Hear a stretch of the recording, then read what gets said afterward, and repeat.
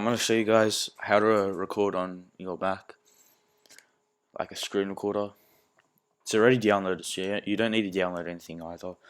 So what you want to do is just go here, press this, and then go one down to applications, and type in QuickTime Player, and you search it, and then you grab this one, or one of these two, doesn't matter, and you just drag it to your desktop. I've already done that, I'm not gonna do it. And then once this is on your desktop, you want to double tap it. I can't do it because I'm already recording. This icon comes up when you start recording, and if I press it, it will end it.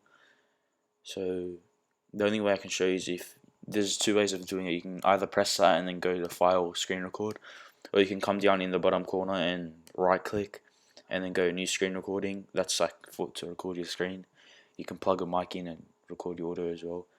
Or you can just do a audio recording if you just want to put audio for some reason, and that's it. And then to end your like screen recording bit, you just do this.